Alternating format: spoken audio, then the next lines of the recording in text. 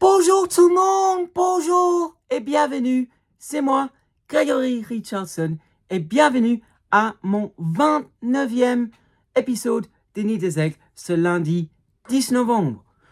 Aujourd'hui, mon objectif principal, c'est d'analyser en détail les Langnau Tigers et le HC Ajoie. Et pour ce faire, je vais poser cette question.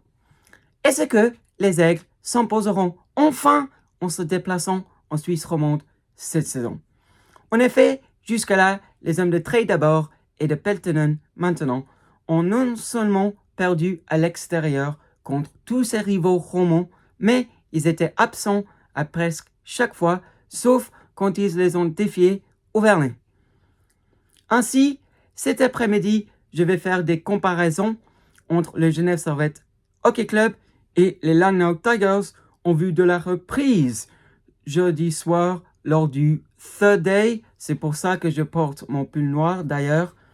Puis, je ferai également des comparaisons entre les Grenats et le HC Ajoie, puisqu'il y a un match samedi qui aura lieu à Porrentruy et s'annonce être palpitant. Alors, mesdames et messieurs, sans tarder, il est l'heure de rentrer dans le vif du sujet. Mais juste avant cela, n'oubliez pas, encore une fois, mesdames et messieurs, que la rencontre de ce jeudi soir, lors du Third Day maillot spécial, débutera à 20h. Oui, vous m'avez bien entendu, ça commence à 20h. Analyse des Tigres. Alors, force est d'admettre qu'il y a une pléthore de statistiques que l'on peut analyser et décortiquer durant cette émission.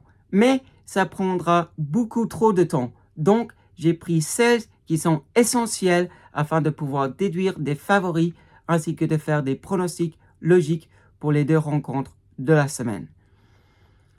Par conséquent, je vais parler des situations spéciales des deux formations, le pourcentage d'engagement remporté, le pourcentage de buts inscrits par les étrangers des deux côtés jusqu'à là. Ensuite, je vais analyser les prestations des gardiens, des post-finance top scorers et je vais dévoiler les joueurs face auxquels il faudra faire attention jeudi soir alors qu'ils se projettent vers l'avant avec la rondelle au bout de leur crosse. Alors, mesdames et messieurs, sans repousser l'échéance encore plus, je vais commencer cette tâche spectaculaire. La première tête-à-tête. Ce qu'il faudra noter, d'abord et avant tout, c'est que ces deux équipes se sont affrontées déjà cette saison et c'était sur la glace de l'Île-Fils. Les Aigles menaient 3-1 à 3 minutes à peu près de la fin du match. Puis, Langnau a réduit la marque en patinant à 6 contre 5, pardon. Le 4-2 Servetien a redonné de l'air entre les deux bancs, mais les Tigres, toujours outrecuidants, a trouvé les moyens de marquer le 3-4 encore à 6 contre 5 à une cinquantaine de secondes avant la sirène.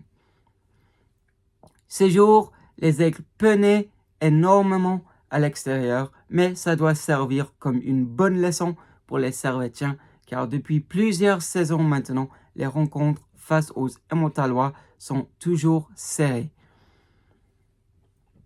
Les situations spéciales. Les Aigles ont marqué 15 buts sur 57 occasions lorsqu'ils évoluent à 54 ou à 53. La supériorité numérique servetien tourne désormais à 26,32%, ce qui est nettement mieux que celle des Tigres. En effet, les hommes de Thierry Paterlini ont marqué 12 fois en 61 tentatives, avec 1 ou 2 hommes supplémentaires sur la glace, ce qui représente un taux de réussite de 19,67%. Quant au box-play, donc les statistiques lorsque les équipes patinent à 4 contre 5 ou à 3 contre 5, ou autrement dit avec un homme de moins sur la glace, c'est 75,31% d'efficacité pour le GSHC et 72,63% d'efficacité pour les Tigres. C'est-à-dire qu'a priori, les pénalités vont coûter extrêmement cher au Vernet jeudi soir, surtout pour Longno, puisque le powerplay Grenat tourne en plein régime à l'heure actuelle, surtout lorsque la triplette finlandaise est sur la glace. Face-offs. Les engagements sont également importants et c'est Longno qui semble avoir un petit avantage dans ce domaine de jeu. Les Tigres se situent au deuxième rang pour cette statistique puisqu'ils gagnent tout juste un petit peu plus de 53% des engagements. Quant à Genève, c'est 52,30% de réussite. Donc ça va être serré et si l'on jette un coup d'œil aux autres statistiques, y compris les points récoltés à domicile contre les points engrangés sur la route, l'on peut vite déduire que les Aigles seront les favoris pour ce match. Mais attention, car être favori contre Longno n'est pas tout. Les étrangers. J'aimerais bien également, si vous allez me permettre, faire un point sur la prestation des étrangers des deux côtés. Et surtout concernant le pourcentage de buts marqués par les mercenaires. En attaque, Genève dépend énormément de leurs étrangers. Les chiffres parlent d'eux-mêmes. Grâce à la production offensive de leur triplette finlandaise, ce n'est pas une surprise que les joueurs étrangers marquent 3 buts sur 5 lorsqu'on parle des attaquants. Même en défense, c'est une moyenne de quasiment 1 but sur 4 marqués. Mais en total, selon le site officiel de la Ligue, les étrangers, que ce soit des avants ou des arrières, inscrivent 49,23% des buts genevois et ils sont 5e au classement. Contre Longno, c'est même un petit peu plus. En premier lieu, ils se pointent en place au-dessus des Aigles puisque leurs attaquants marquent presque 4 fois sur 5 en total, mais en défense, c'est tout juste 1 fois sur 5 à l'heure actuelle. En total, les mercenaires d'Ilfis marquent exactement 50% des buts et l'on ne serait pas surpris si cette statistique augmente, surtout avec les présences éternelles de Pettersson, le top score actuel, Kinnunen, Björninen et Harry Pessonen, pour mentionner quelques-uns. Domicile pour Genève contre extérieur de Longno.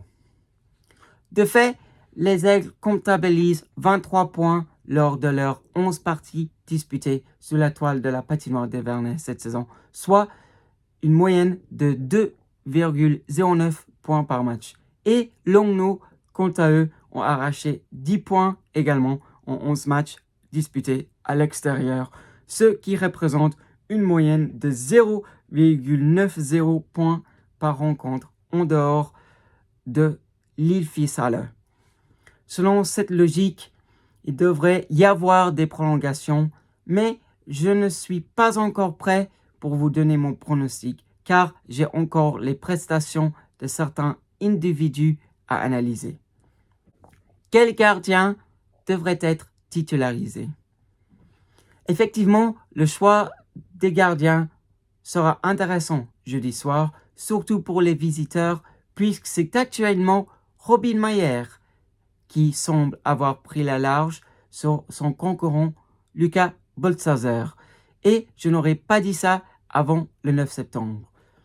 Effectivement, dans mon magazine que j'ai publié avant le début de l'exercice, qui s'appelle Hockeymad, je l'ai critiqué en disant que ces statistiques sont trop faibles, car en 2023-2024, il a enregistré uniquement 89,7% d'arrêts entre ses poteaux. Mais il semble avoir amélioré et chapeau à lui. Justement, en parlant de ses performances, elles sont brillantes. Meyer gèle 91,90% des rondelles tirées en sa direction et ici, il a signé 2 blanchissages en 9 rencontres jusqu'à là. Luca Boltzhauser, l'ancien gardien de Lausanne, quant à lui, était censé disputer quasi l'entier de l'exercice régulier, encore une fois selon moi, dans mon magazine, mais il a uniquement griffé la glace 12 fois et il n'est pas encore à 91% d'arrêt et il n'a toujours pas inscrit le moindre blanchissage à côté de son nom. Donc, j'ose espérer que ce sera Robin Meyer face à Stéphane Charlin, lui qui a tout juste dépassé la barre des 90% d'arrêt avant la pause. Oui, le numéro 38, Sarratien, est maintenant à 90,24% d'arrêt au goal. Les post-finance top scorers. À l'autre côté de la glace, il y a des attaquants qui vont bien, évidemment, essayer de tromper la vigilance de ces deux portiers. Et l'homme le plus prolifique pour les Tigres de Longno en ce moment, c'est André Peterson. Il est, à l'heure actuelle, le 8e meilleur post-finance top scorer de la Ligue avec 16 points dont 8 buts en 17 rencontres, ce qui est en une moyenne de 0,94 points par match, alors que Gronlund pointe au deuxième rang avec 24 points en 21 matchs, ce qui est une moyenne de 1,14 points par match. Dans le classement des meilleurs pointeurs, Peterson pointe à la 23e place, ce qui n'est pas mal pour un attaquant d'une équipe pronostiquée de terminer entre les deux dernières positions. Et retournons à Gronlund, il s'occupe confortablement de la médaille d'argent. Bref, en parlant de l'hiérarchie de National League, Longno est actuellement 10e avec 27 points inscrits. Les Tigres sont à présent à égalité avec Bienne et les deux formations ont même disputé un match de moins que Cloten, également 27 unités et 11e, ainsi qu'Ombrie, 25 points, 12e. Les meilleurs pointeurs. Quant aux autres meilleurs pointeurs émontalois, il y a Horbach qui est 28e, Kinnunen, Bjorninen qui est 53e, Pessonen qui est 56e, Julien Smuts est 64e et Mayen Alanen en défense se situe au 80e rang. Et quant à Baltisberger, lui, il est 88e. Pour revenir en arrière, Kinnunen, le défenseur, est au 44e rang. Ce n'est clairement pas au top, surtout lorsqu'on a 4 étrangers sarratiens qui figurent parmi les 20 meilleurs pointeurs de l'exercice jusqu'à là, dont 3 dans le top 7. Et vous connaissez les noms de ces hommes, mais je vais les citer quand même. C'est Gronlund, 2e, Puljujärvi, 5e et Manninen, 7e. Puis Jimmy Vesey, l'Américain, qui pointe au 18e rang malgré un début de saison assez compliqué pour lui. Juste un petit mot sur Manninen et Puljujärvi. Les deux viennent de disputer des matchs avec la Finlande lors de la trêve internationale. Donc félicitations à lui pour leur convocation à leur pays natif. Pronostic.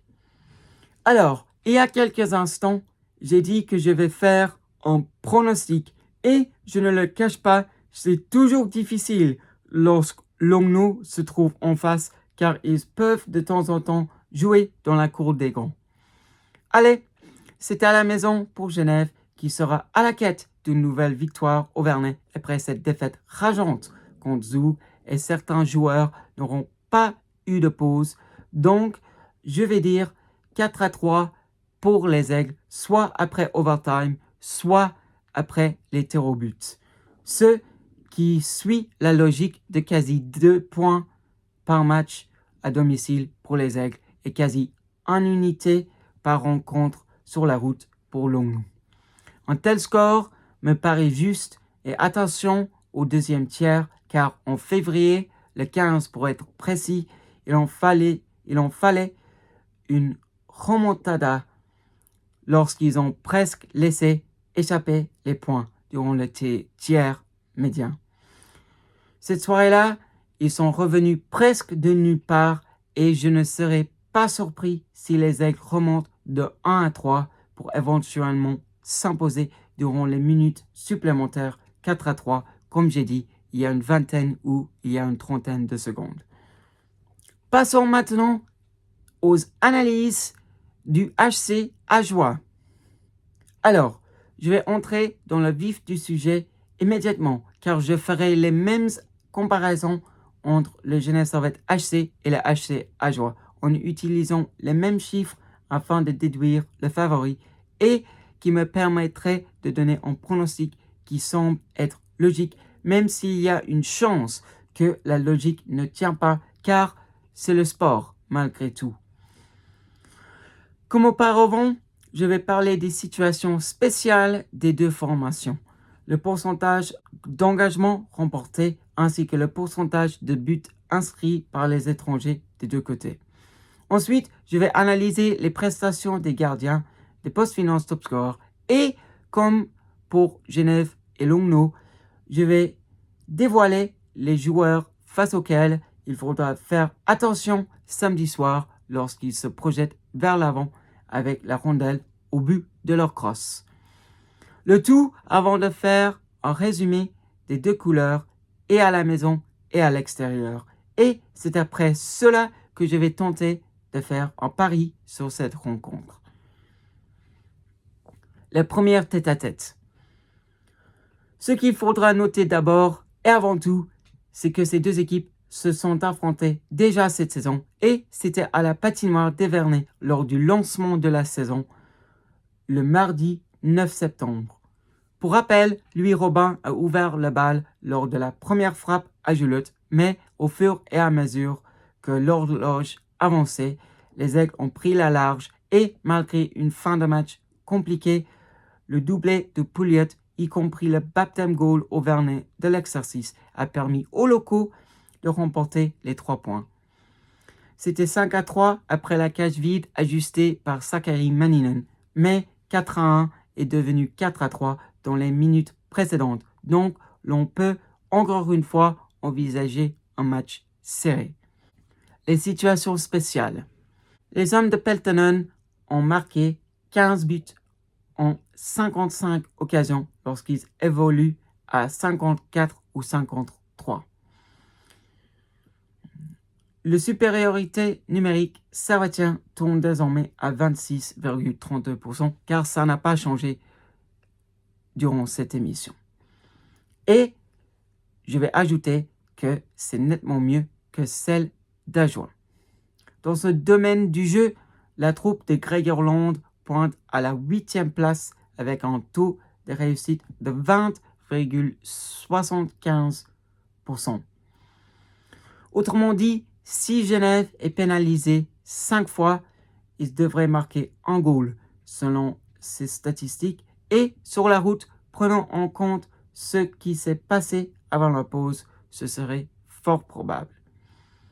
Quant au box-play, encore une fois, car ça n'a pas changé durant l'émission, c'est 65,31% d'efficacité pour les GSHC, mais pour Ajoie, c'est 77,78% d'efficacité pour Ajoie, ce qui est quand même pas mal. Il faudra souligner aussi qu'ils sont meilleurs que Genève dans ce secteur du jeu. Ils joueront contre Fribourg mercredi, puis Ajoie vendredi, donc ça pourrait même être proche des 80% au moment de rencontrer les Aigles samedi soir à Porrentruy.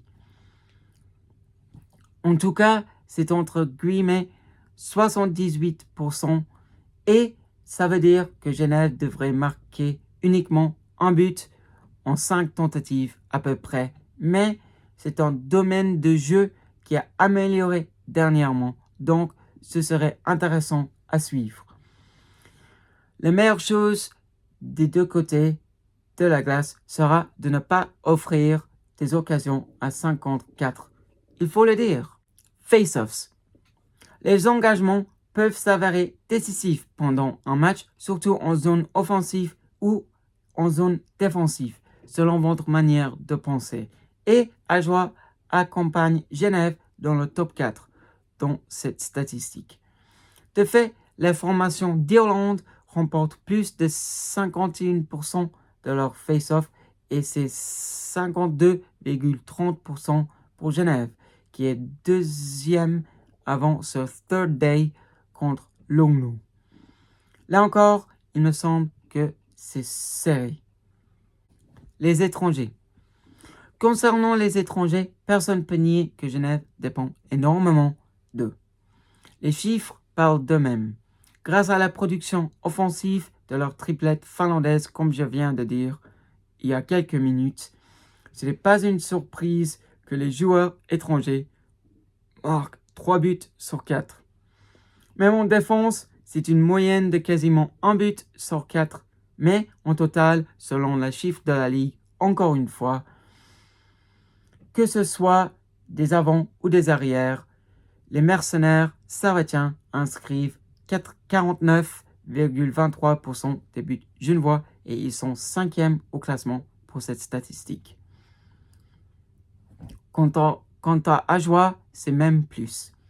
En premier lieu, ils se pointent 3 places au-dessus des Aigles puisque leurs attaquants marquent plus de 4 fois sur 5, mais en défense, c'est un peu moins d'une fois sur 5. Au total, les étrangers de Porrentruy marquent 51,28% des buts et l'on ne sera pas surpris, comme pour Longno, si cette statistique augmente. Surtout car leur triplette finlandaise, oui, ils en ont un aussi, et ils se pètent le feu à l'heure actuelle. Donc ce ne serait pas étonnant s'ils ont une meilleure pourcentage de réussite durant la suite de l'exercice. Les points pour Ajoie à domicile contre les points pour Genève à l'extérieur. Alors, je continue mon tour des chiffres clés et ni Ajoie à domicile ni Genève sur la route sont brillants. Effectivement, les locaux comptabilisent uniquement 6 points en 11 matchs disputés devant leur public encore et toujours fidèle malgré des résultats pourris. Il y a eu 2 victoires en temps réglementaire pour Ajoie à la maison. En premier lieu, ils se sont imposés contre les Ours de la capitale 4-0 le samedi 20 septembre, avant qu'ils n'aient gagné sur le score de 2-1 contre les Tigres le mardi 21 octobre.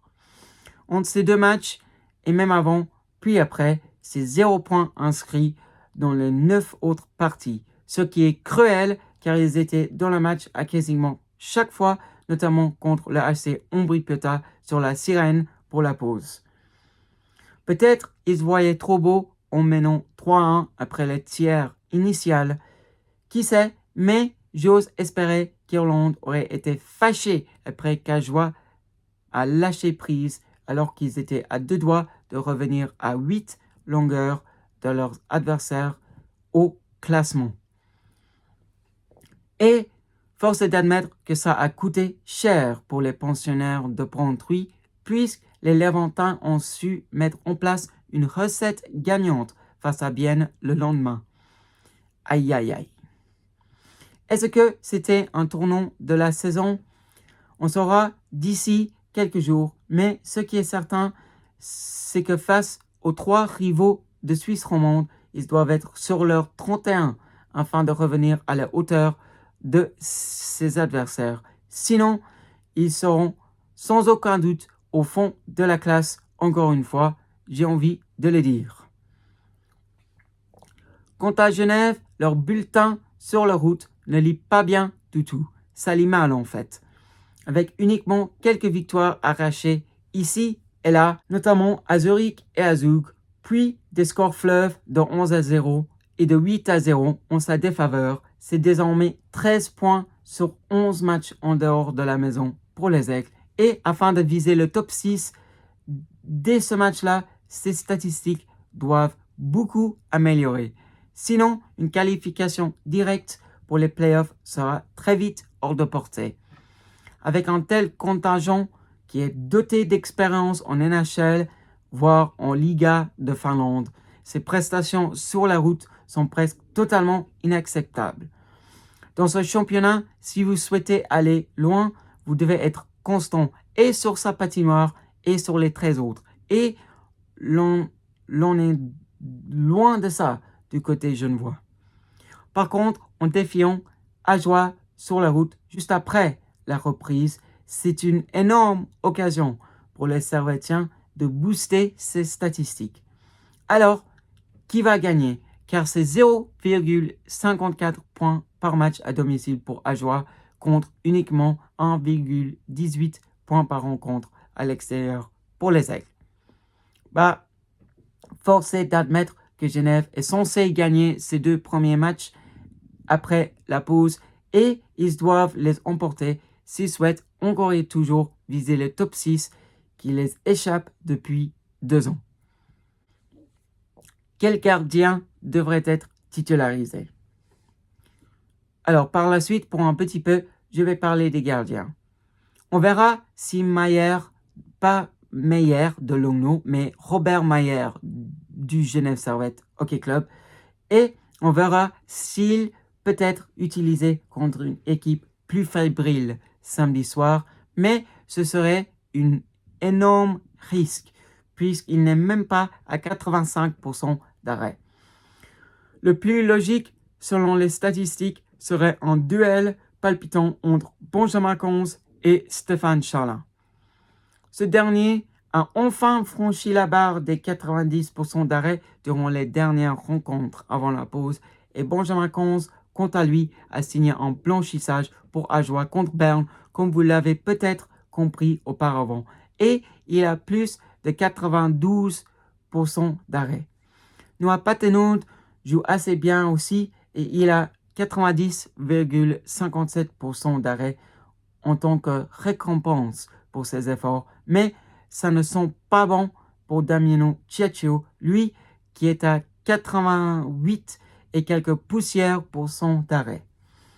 Un duel Conze-Charlin est fort probable, et même si Conze tient bon la plupart du temps, je pense que la triplette finlandaise, voire Vézy, Boson, Praplon, Lecoutre, auront les moyens de trouver une solution, même si, encore une fois, ce serait au-delà du temps réglementaire. Les post-finances top scorers. Le duel des top scorers sera intéressant également à Porrentruy. En ce moment, le porteur de la casque des flammes pour Ajoie, c'est Anthony Onka, et il se situe au 12e rang du classement des porteurs du fameux chandail. Cependant, j'ai parié sur Julius Nettinen pour l'avoir après ses 52 points en autant de rencontres la saison passée. Et avant de défier Fribourg et Lausanne, il est à 3 points de l'avoir puisqu'il a trouvé le chemin défiler davantage. J'ose espérer alors que ce serait lui pour Ajoie et Puujujärvi pour Genève. Mais d'avoir Manninen comme top scorer me convenait bien car j'ai parié sur lui également avant le début de l'exercice. Bref, tout ça c'est difficile de prédire, mais ce qui est certain, c'est que Nettinen devient de plus en plus proche de porter la casque spéciale pour la pensionnaire de Porrentruy. Les meilleurs pointeurs. Quant aux autres meilleurs pointeurs d'Ajoie, il y a Turkulainen, 97e, Pertu 100e, Vic 114e, Hazen 118e, Sopa 125e et Belmar 131e. Idem que pour Longno, ce n'est de loin pas au top, surtout lorsqu'on a 4 étrangers servetiens qui figurent parmi le top 20 de pointeurs, dont 3 dans le top 7. Et vous connaissez les noms car je les ai mentionnés plus tôt. Bien évidemment, je parle de Gronlund qui est 2e, Puujujärvi qui est 5e et Manninen qui est 7e. Puis encore une fois, Jimmy Vesey, l'Américain, qui pointe au 18e rang malgré un début de saison un peu compliqué pour lui. Pronostic. Alors, il y a quelques instants, j'ai dit que je vais faire un pronostic. C'est difficile de prédire un tel match à l'extérieur pour les Aigles cette saison, surtout car ils sont vraiment inconstants. Toutefois, car Genève souhaite vraiment rester dans la course pour le top 6, ils auront sans aucun doute à cœur de s'imposer dans le Jura à tout prix. Mais ce sera serré, j'ai envie de le dire.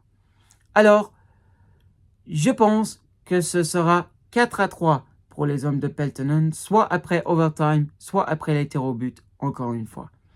Il n'y a pas vraiment de logique pour cette rencontre en vue des points par match pour Ajoie à la maison et pour Genève à l'extérieur, mais la plupart des statistiques sont quand même en faveur du Genève Servette, y compris le fait qu'il y a des défenseurs helvétiques qui brillent au pied du jet d'eau, notamment Simon Lecoutre.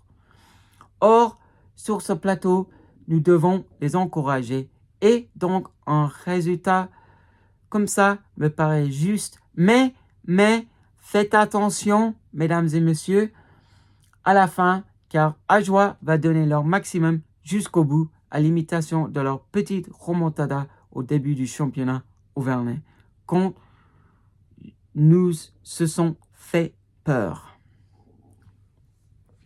Résumé. Alors, mesdames et messieurs, c'est la fin de cette nouvelle émission. J'espère que vous avez énormément appris sur les adversaires Grenat de la semaine et amusez-vous bien si vous allez au Vernet d'abord jeudi soir, puis à Porrentruy samedi soir.